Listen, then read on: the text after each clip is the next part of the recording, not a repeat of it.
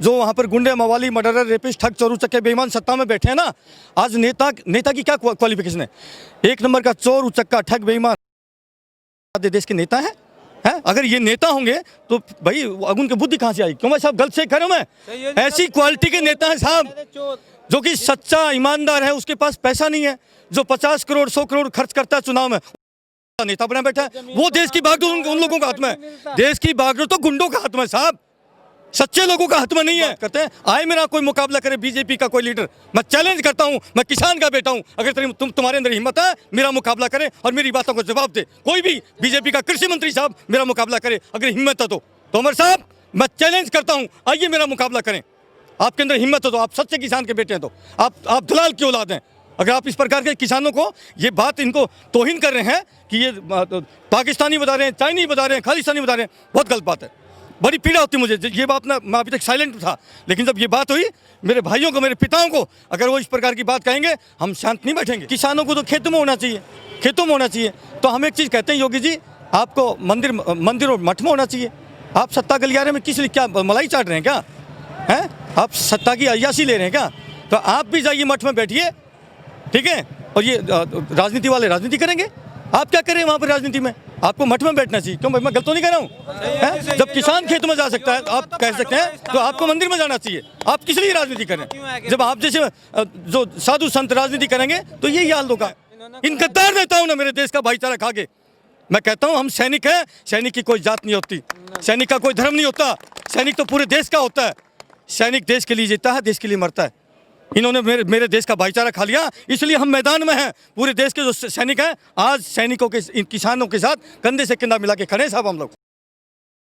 देखिए, जिस वक्त हमारे देश में आक्रांताएं बाहर के अंग्रेज आए, उस वक्त कुछ हिंदुस्तानी थे जिन्होंने दलाली की अंग्रेज़ों की, और उन दलालों के दम पर उन्होंने 500 साल राज किया। मैं क्या सही कह रहा हूँ, गलत कह रहा हूँ? 500 साल उन दलालों के दम पर। तो दलाल के घर में तो दलाल ही पैदा होगा। जिस वक्त उन दलालों ने अंग्रेज़ों की जो है दलाली की, वो उन्होंने मोटा पैसा कमाया। आज वो राजनीति में है, क्योंकि पैसे से ही राजनीति में पहुंचा जा सकता है। मंत्री संतरी जितने बने हैं वो पैसे से पहुंचते हैं। ये गरीब किसान का बेटा थोड़ी सत्ता में पहुंच सकता है। क्यों? कई करोड़, 10-10, 20-20 करोड़ लगा करके ही वहाँ पर सत्ता में बैठते हैं। तो सारे के सारे दलालों की औलाद हैं। मुझे तो कहने में कोई संकोच नहीं है। सत्ता पक्ष का कभी भी जो साथ देता है वो दलाल प्रवृत्ति का ही व्यक्ति देगा। जो क्रांतिकारी रहा है, चाहे अपना क्रांति का, आज़ादी का आंदोलन रहा हो, वो उस वक्त भी क्रांतिकारी थे, वो सत्ता पक्ष के विरोध में थे। आज भी जो किसान हैं या मेरे जैसे जो सैनिक हैं वो सत्ता पक्ष का विरोध कर रहे हैं। अगर मुझे कोई फ़ायदा लेना होता किसी मंत्री से तो मैं अपनी ज़बान को बंद रखता, मुझे नहीं चाहिए फ़ायदा। जब आप किसान के अहित में जो कानून लेके आ रहे हैं तो मैं तो बोलूँगा, मैं तो किसान का बेटा हूँ। अगर हम नहीं बोलेंगे तो कौन बोलेगा? और मैं तो पूरे देश के जो सैनिक भाई हैं, जो सीमाओं पर खड़े हैं, उनसे भी विनती करता हूँ कि आप भी देखते रहिए, वाच करते रहिए, लेकिन हमें विद्रोह नहीं करना। हमारा देश जो है ये शांति प्रिय देश है, और सैनिकों में और किसानों में दम है। ये मनवा के मानेंगे। मोदी साहब तो क्या बड़े बड़ों को मानना पड़ा है? मोदी जी को घुटने टेकने पड़ेंगे। नहीं टेकेंगे तो विनाशकाली विपरीत बुद्धि आने वाले चुनाव में पता चल जाएगा क्या होगा।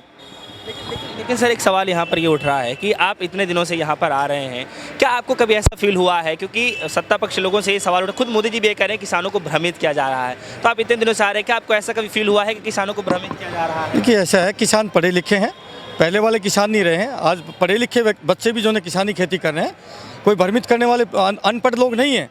हम पूरे देश के अंदर भ्रमण करके आए हैं, मैं सैनिक हूँ। आप बताइए भ्रमित कैसे करेंगे? एक कानून दिया, पहले जो है स्टॉक रखने की तय सीमा होती थी काला बाजारी की, और आज जो है उसकी पूरी सीमा समाप्त कर दी। अरे भैया, पहले आपने याद होगा 200 रुपये किलो प्याज पहुंच गई थी, वो जो भंडारण की सीमाएं तोड़ करके उन्होंने स्टॉक किया था। उस टाइम तो कानून था कि उनको सज़ा मिलती थी। आज तो मोदी साहब ने उसकी सज़ा को प्रावधान भी समाप्त कर दिया। मैं गलत तो नहीं कह रहा हूँ? मैं तो कह रहा हूँ कि किसान तो फिर भी अपना पेट भर लेगा, क्योंकि किसान के पास खेती है। लेकिन उस व्यक्ति का सोचिए जिसके पास ज़मीन नहीं है, जो सैलरी होल्डर है, जो कि टोटली बाज़ार से खरीद के खाता है। जब मोदी जी, ये किसान से जब अनाज निकलेगा उस वक्त औने पौने भाव में अडानी जी खरीदेंगे पूरे देश का माल। उसके पास में पैसे की कमी नहीं है। लेकिन जब पूरा अनाज मोदी जी के गोडाउन में पहुंच जाएगा, उस वक्त जो 20 रुपये किलो आज आटा मार्केट में अवेलेबल हो रहा है ना, उस वक्त वो कम से कम भी 80-90 रुपये किलो होगा। आज जो इस सत्ता पक्ष की जो है कुछ चाटुकारिता कर रहे हैं, उन लोगों को तब समझ में आएगा कि ये क्या हुआ। आज ये किसान हैं, अपनी तो लड़ाई लड़ ही रहे हैं, बल्कि उस पूरे देश की जनता की लड़ाई लड़ रहे हैं।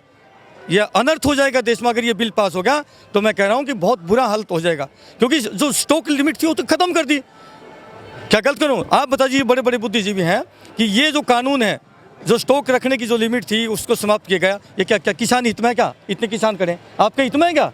नहीं है। ये तो व्यापारी मित्र हैं जो मोदी साहब को जो चुनाव के दौरान जो बड़ा बड़ा पैसा उन्होंने लगाया है, उनको उसका चुकता करने के लिए मोदी साहब ने ये कानून बनाए। मैं एक चीज़ और कहना चाहूँगा, यदि कोई कानून पारित होता है शिक्षा के क्षेत्र में, तो बड़े बड़े शिक्षाविद आते हैं, उनको बिठाया जाता है, उनसे राय मशवरा लेके, सलाह मशवरा लेकर के वो कानून पास होता है।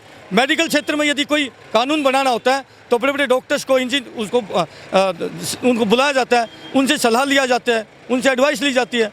इस कानून को जो किसान हित में बता रहे हैं, क्या किसी किसानों को बुलाया? क्या विपक्ष की पार्टियों में जो किसान वाले लोग थे उनको बुला लेते? आज किसी का मुंह नहीं खुलता। अगर ये कार्रवाई हुई होती किसानों को बुला करके और उनसे सलाह मशवरा लेकर के उनके पॉइंट इस बिल में डाले जाते, तो शायद आज एक किसान भी रोड पर नहीं होता। ये गलती है सरकार की, और अपनी गलती को स्वीकार कर लेना यही समझदारी है। बुद्धिमत्ता का परिचय नहीं दे रहे मोदी साहब या बीजेपी सरकार।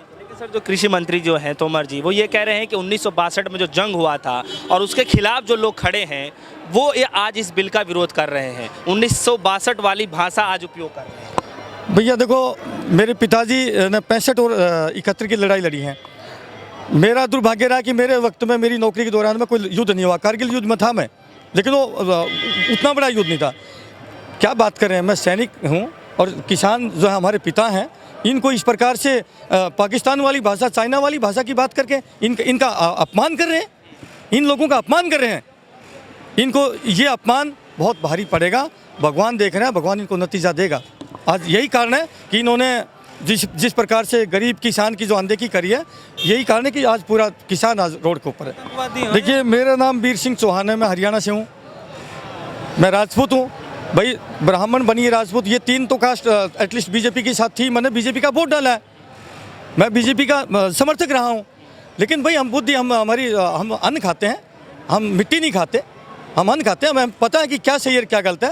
ये टोटली गलत है। कि योगी जी ने तो एक बात और भी कही है, किसानों को तो खेतों में होना चाहिए, खेतों में होना चाहिए।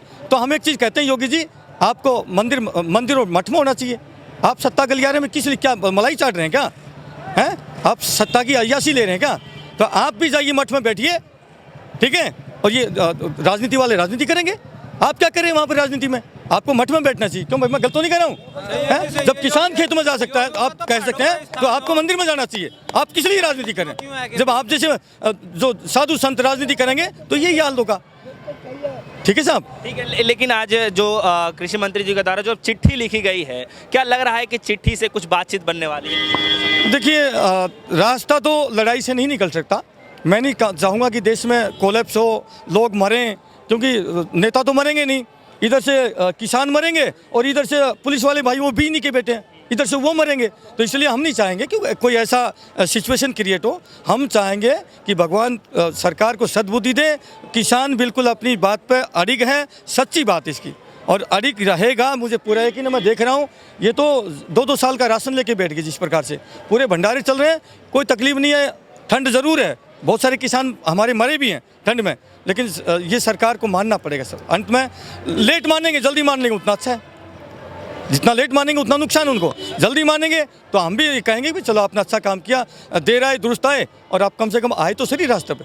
लेकिन सर, आज से ही उनकी शुरुआत हो चुकी है। वो जगह जगह पे जो समर्थन जो किसान आ रहे हैं, जगह जगह पे चौपाल लगाई जा रही है, समझाने का प्रयास किया जा रहा है कि किसानों को समझाए, इस बिल से किसानों का हित होने वाला है। तो फिर आप कैसे कह सकते हैं, कि जो हमारे देश में बहुत सारे भोले लोग हैं। हो सकता है कुछ इनके नेता तो चालाक होते हैं सब, बरगलाने में, मूर्ख बनाने में इनका पेशा है। तो मास्टर डिग्री है इनकी, नेताओं की तो मास्टर डिग्री है। तो ये हो सकता है कुछ भोले वाले लोगों को बरगला लें, लेकिन ऐसा नहीं होगा। वो भी हमारे किसान भाई हैं, वो इनकी चाल को सब समझेंगे, और हम उनसे भी अपील करेंगे कि आप भी किसान हैं, और आप जो है सच्चे इस धरती माँ के पुत्र हैं, किसान, और असली किसान हैं। तो आप इन किसानों का विरोध ना करें, इनके साथ कंधा मिलाएं, उन नेताओं की दलाली ना करें। अन्यथा हमेशा एक इतिहास रहा है, दलाल हमेशा सत्ता पक्ष का साथ देता है। जो आज सत्ता पक्ष का साथ दे रहा है, वो दलाल की औलाद है। जिस वक्त अंग्रेज हमारे देश में राज कर रहे थे उस वक्त कुछ हिंदुस्तानी थे जो अंग्रेजों की दलाली कर रहे थे नहीं कर रहे थे, वो दलाल थे, दलाल के पेट से दलाल ही पैदा हुए। ये जो आज किसान जो कहते हैं ना कि हम ये गलत है और हम सही हैं, जो सत्ता पक्ष का साथ दे रहे हैं, वो दलालों की औलाद हो सकते हैं, क्योंकि दलाल के पेट से दलाल ही पैदा होगा, चूहे के पेट से चूहा पैदा होगा, शेर पैदा नहीं होगा साहब। तो वो दलाल जो दलाल प्रवृत्ति के लोग हैं, जिनके पूर्वजों ने अंग्रेजों की दलाली और मुखबरी करी होगी, उन्हीं के बेटे पोते होंगे, हो सकता हो। ठीक है साहब, हम गलत नहीं कहते, हम लॉजिकल बात करते हैं। आए मेरा कोई मुकाबला करे बीजेपी का कोई लीडर, मैं चैलेंज करता हूं, मैं किसान का बेटा हूं, अगर तुम्हारे अंदर हिम्मत है मेरा मुकाबला करे और मेरी बातों को जवाब दे। कोई भी बीजेपी का कृषि मंत्री साहब मेरा मुकाबला करे अगर हिम्मत है तो तोमर साहब मैं चैलेंज करता हूं, आइए मेरा मुकाबला करें। आपके अंदर हिम्मत है तो, आप सच्चे किसान के बेटे हैं तो, आप दलाल की औलाद हैं। अगर आप इस प्रकार के किसानों को ये बात इनको तौहीन कर रहे हैं कि ये पाकिस्तानी बता रहे हैं, चाइनीज बता रहे हैं, खालिस्तानी बता रहे हैं, बहुत गलत बात है। बड़ी पीड़ा होती मुझे ये बात ना, मैं अभी तक साइलेंट था, लेकिन जब ये बात हुई मेरे भाइयों को, मेरे पिताओं को, अगर वो इस प्रकार की बात कहेंगे हम शांत नहीं बैठेंगे। ठीक है, तो सर क्या लगता है आपको कि जो वार्तालाप हो रहा है लेकिन कोई समस्या जो है उसका समाधान नहीं निकल पा रहा है, ऐसी स्थिति में सर कब तक ये संघर्ष? देखिए, हमारे किसान बहुत ही सुलझे हुए लोग हैं, ये बहुत ही सामाजिक लोग हैं, ये समाज को चलाते हैं और समाज को चलाना मामूली काम नहीं होता साहब। बड़ी बड़ी खाप पंचायत होती हैं, उनके अंदर फैसले देते हैं। ये लोग समझदार हैं, ये कोई नहीं चाहते कोई झगड़ा पिसाद हो, वो चाहते हैं कि जो वहाँ पर गुंडे, मवाली, मर्डरर, रेपिस्ट, ठग, चोरू चक्के, बेईमान सत्ता में बैठे हैं ना, आज नेता की क्या क्वालिफिकेशन है? एक नंबर का चोर उचक्का ठग बेईमान देश के नेता हैं? अगर ये नेता होंगे तो भाई उनकी बुद्धि कहाँ से आई? क्यों मैं साहब गलत से कह रहा हूँ? मैं ऐसी क्वालिटी के नेता हैं साहब जो कि सच्चा ईमानदार है, उसके पास पैसा नहीं है, जो 50 करोड़ 100 करोड़ खर्च करता है चुनाव में, नेता बना बैठा है। वो देश की बागडोर उन लोगों का हाथ में है, देश की बागडोर तो गुंडों का हाथ में साहब, सच्चे लोगों का हाथ में नहीं है।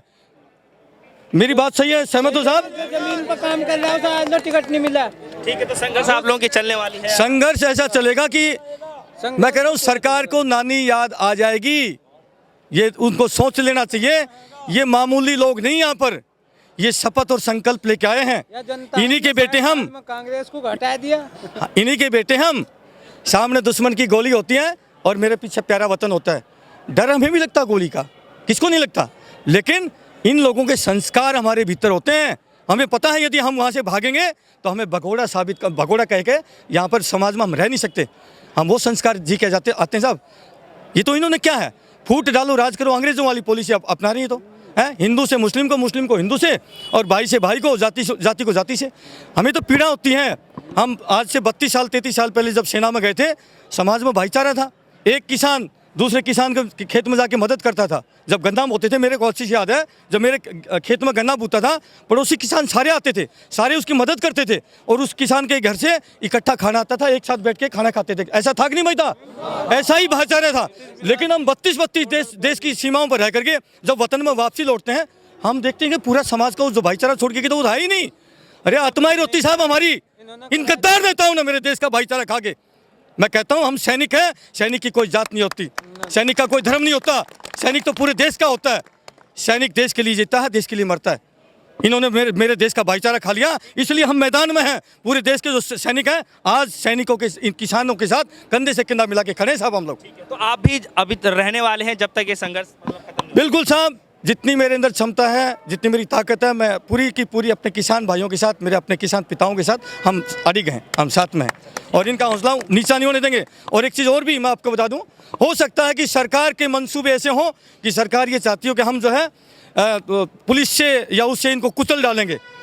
हम फौजी हैं, हम जब ललकारेंगे अपने उन भाइयों को, वो भी हमारे भाई हैं, हम उनको ललकारेंगे, उनके कहेंगे, अपील करेंगे, अरे भाइयों आपके अंदर भी खून इन्हीं किसानों का है, क्या आप अपने खून के ऊपर लाठी चला सकते हो, गोली चला सकते हो? नहीं चलेगी। अंग्रेज जब सत्ता थी, जब सैनिकों ने विद्रोह कर दिया था, तब जाकर के जो है अंग्रेज भागे थे, ऐसे नहीं भागे। जब सैनिकों ने विद्रोह किया था, आज मैं कहता हूँ जितने भी मेरे पुलिस वाले भाई हैं वो हमारे भाई हैं, इन किसानों के बेटे हैं, वो इनके ऊपर डंडा चला ही नहीं सकते। मेरी बहुतों से बात हुई है, बोले साहब चिंता मत करो, हम भी किसानी हैं, हम डंडा नहीं चलाएंगे, जहाँ आदेश आएगा हमारे डंडे डाउन हो जाएंगे, हमारे डंडे डाउन हो जाएंगे। हो सकता है उल्टे चल जाएं उनकी तरफ, नेताओं डकैतों की तरफ चल जाएं, जो डकैत उनकी तरफ चल जाएं, ये हो सकता है, लेकिन वो अब नहीं होगा कि डंडे के दम पर या दमनकारी नीति से इनको कुचल डालने का काम नहीं होने देंगे साहब। हम किस खेत की मूली हैं फिर, हम किस मर्ज की दवा हैं फौजी? हम यही काम करने के लिए इन किसानों के साथ उन भाइयों को मोटिवेट करने के लिए आए, और 100% मुझे यकीन है सूबेदार भाई की कोई बात मेरा सैनिक भाई सिपाही भाई सुनेगा, वो डंडा उठा ही नहीं सकता साहब, उसका डंडा उठाया हुआ नीचे आ जाएगा अपना आप, ये मेरा चैलेंज है।